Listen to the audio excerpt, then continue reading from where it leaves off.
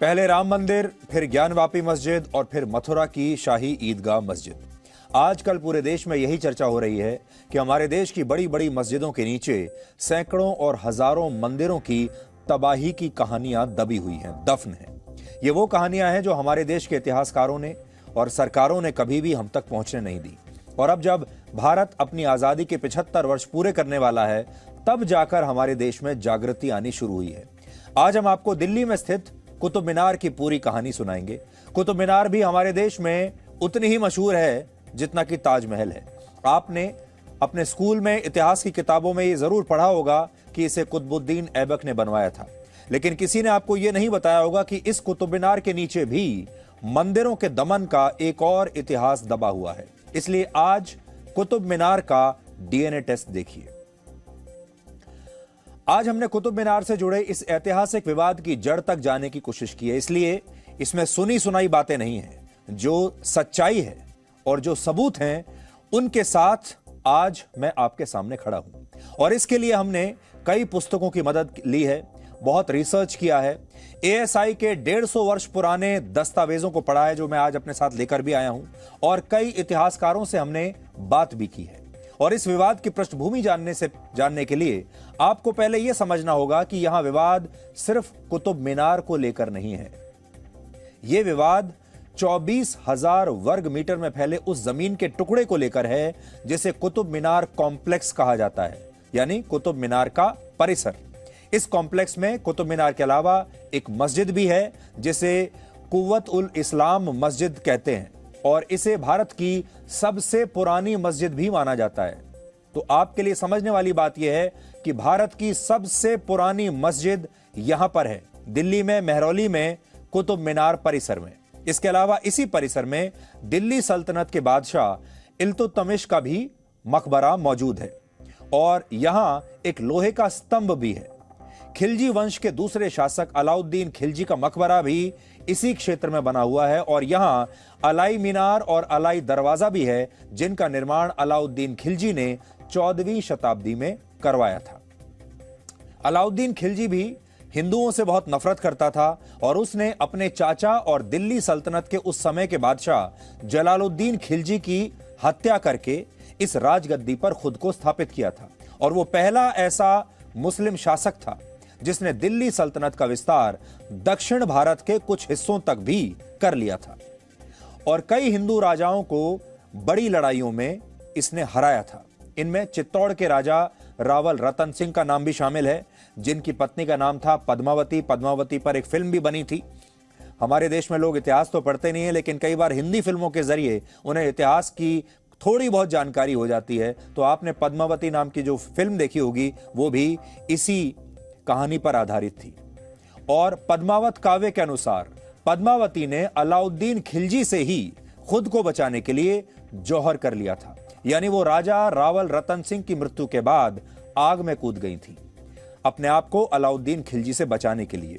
और खिलजी ने भी भारत में कई मंदिरों को तुड़वाया, और उसके कार्यकाल में कुतुब मीनार परिसर का भी विस्तार हुआ, यानी 24,000 वर्ग किलोमीटर के इस क्षेत्र में कई तरह के स्मारक हैं, और दावा है कि ये सभी उस स्थान पर बने हुए हैं जहां पहले 27 हिंदू और जैन मंदिर हुआ करते थे। तो ये पूरी पृष्ठभूमि आपके सामने है। असल में 11वीं शताब्दी में तोमर वंश के शासक अनंगपाल तोमर ने दिल्ली के सबसे पुराने शहर लालकोट की स्थापना की थी, और कुतुब मीनार इसी लालकोट क्षेत्र के दायरे में आता था। तोमर वंश के बाद पृथ्वीराज चौहान ने दिल्ली पर शासन किया, और उनके कार्यकाल में इस लालकोट शहर का और भी ज्यादा विस्तार हुआ। यह बात 12वीं शताब्दी की है, जब किला राय पिथौरा का भी निर्माण हुआ था। आज यह किला कुतुब मीनार से लगभग 5 किलोमीटर की दूरी पर है। तराइन की दूसरी लड़ाई में जब पृथ्वीराज चौहान मोहम्मद गौरी से युद्ध हार गए, तो दिल्ली पर मुस्लिम आक्रमणकारियों ने अपना कब्जा कर लिया, और यहीं से हिंदू और जैन मंदिरों को नष्ट करने की शुरुआत हुई। भारत की सरकार खुद ये मानती है कि आज दिल्ली में जिस स्थान पर कुतुब मीनार मौजूद है, वहां पहले 27 हिंदू और जैन मंदिर हुआ करते थे। लेकिन वर्ष 1192 में कुतुबुद्दीन ऐबक ने यह तय किया कि वो इन सभी मंदिरों को तोड़कर यहां एक भव्य और विशाल मस्जिद का निर्माण करवाएगा।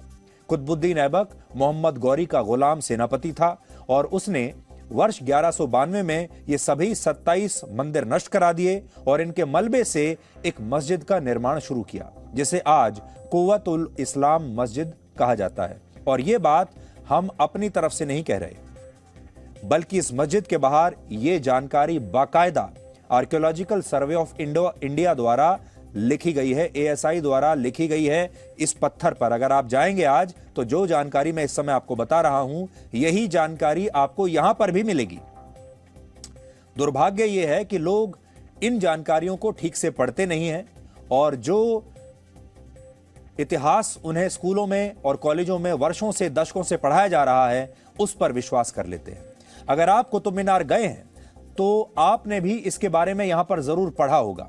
इस मस्जिद का निर्माण वर्ष 1192 में शुरू हुआ था और 1198 तक यह मस्जिद बनकर तैयार हो गई थी। यानी यह मस्जिद कुतुब मीनार से पहले बनाई गई। तो नोट करने वाली बात यह है कि यह मस्जिद कुतुब मीनार से पहले बनी और मोहम्मद गौरी के अफगानिस्तान लौटने के बाद जब दिल्ली सल्तनत की स्थापना हुई और कुतुबुद्दीन ऐबक ने खुद को स्वतंत्र सुल्तान घोषित कर दिया, तब कुतुब मीनार का निर्माण शुरू हुआ और यह मीनार उसी जगह पर बनाई गई जहां पहले मंदिर हुआ करते थे। भारत सरकार के मुताबिक यह मीनार वर्ष 1202 में बननी शुरू हुई थी और कुतुबुद्दीन ऐबक के समय में इस मीनार का केवल एक निचला हिस्सा ही बन पाया था। इसके बाद जब इल्तुतमिश दिल्ली सल्तनत का बादशाह बना तो उसने इस मीनार की 3 और मंजिलों का निर्माण कराया और बाद में जब फिरोज शाह तुगलक दिल्ली का बादशाह बना तो उसने भी 15वीं शताब्दी में इसकी 5वीं और आखिरी मंजिल का निर्माण करवाया। और अगर आज आप देखेंगे तो कुतुब मीनार में 5 मंजिलें ही हैं। हालांकि ASI के पूर्व रीजनल डायरेक्टर धर्मवीर शर्मा का यह कहना है कि कुतुब मीनार पहले विष्णु स्तंभ हुआ करता था, जिसे 5वीं शताब्दी में गुप्त साम्राज्य के राजा विक्रमादित्य ने बनवाया था। और इस बात के कुछ ऐतिहासिक दस्तावेज भी मौजूद हैं।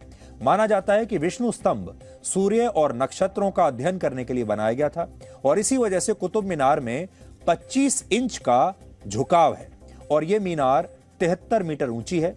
एक और बात, ऐतिहासिक दस्तावेजों से यह बात भी स्पष्ट होती है कि आज कुतुब कॉम्प्लेक्स में जितने भी स्मारक और मस्जिद हैं, वो सभी मंदिरों को तोड़कर बनाए गए हैं। आजादी से पहले ASI ने कुतुब मीनार कॉम्प्लेक्स का 3 बार सर्वे किया था। अब यहां आप ये याद रखिएगा, ये सर्वे हम कोई आज के सर्वे की बात नहीं कर रहे हैं। ये सर्वे आजादी से पहले हुआ था जब भारत पर अंग्रेजों का शासन था और इस दौरान हर सर्वे रिपोर्ट में यह बात दोहराई गई कि कुतुब मीनार एक हिंदू मीनार है और उसके पास बनी मस्जिद का ढांचा तोड़े गए मंदिरों के अवशेषों से बना है। और आज ये सारे दस्तावेज मैं अपने साथ लेकर आया हूं और इसमें सबसे अहम है वर्ष 1871 में हुआ सर्वे, जिसका नेतृत्व उस जमाने के ब्रिटिश इंजीनियर J.D. बेगलर ने किया था। वो अपनी इस रिपोर्ट में 5 बड़ी बातें लिखते हैं और वही रिपोर्ट आज मैं लेकर आया हूं। मेरे हाथ में वही रिपोर्ट है। इसमें लिखा है, उनका नाम लिखा है report for the year 1871 to 72, ये इसमें लिखा है। और J.D. Beglar, assistant archaeological survey of India. और आगे जो उन्होंने अपनी बातें कही हैं वो मैं आपको पढ़कर अब बताता हूं। 5 बड़ी बातें इसमें लिखी हैं।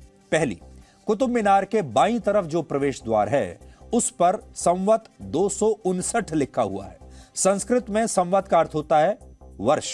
यानी कुतुब मीनार पर अंकित ये अक्षर बताते हैं कि स्मारक का निर्माण हिंदू कैलेंडर के हिसाब से वर्ष 259 में हुआ था। दूसरी बात, कुतुब मीनार की दीवारों पर अलग अलग आकृतियों वाले पत्थर लगे हैं जिन पर अरबी भाषा में कुछ लिखा हुआ है और वर्ष 1871 की सर्वे रिपोर्ट के मुताबिक ये पत्थर और आकृतियां जिस दीवार पर इस्तेमाल हुई हैं उस पर घंटियां, कमल का फूल और त्रिभुज के आकार के निशान बने हुए थे जो गुप्ता राजवंश के समय के हो सकते हैं। इसलिए हो सकता है कि मुस्लिम शासकों ने इन निशानों को छुपाने के लिए ऐसा किया हो। तीसरी बात इसमें जो लिखी है, 1871 में कुतुब मीनार के पास खुदाई के दौरान ASI को हिंदू देवी लक्ष्मी की 2 मूर्तियां मिली हैं। यानी हिंदू देवी लक्ष्मी की 2 मूर्तियां इसी साइट से मिली।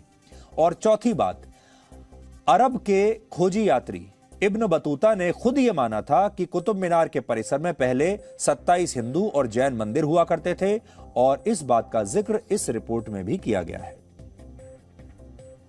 तो यह रिपोर्ट मेरे सामने है, जो मैं इसकी जो मुख्य बातें हैं वो मैंने आपको पढ़कर बताई हैं और इसके अंदर क्या क्या लिखा है वो खुद कह रहे हैं। In my opinion is, and it is only an opinion, unsupported by any facts, that where these Arabic inscriptions exist, there originally existed bold projecting bands of sculpture, and that in cutting away the Hindu sculpture, the Mohammedans so reduced the stone in thickness as to present the characters it now does. ऐसा इसमें इन्होंने लिखा है। ये भी इसमें ये बात कहते हैं कि मेरे पास फैक्ट्स तो नहीं है, लेकिन जो मैंने देखा है उससे ऐसा ही प्रतीत होता है।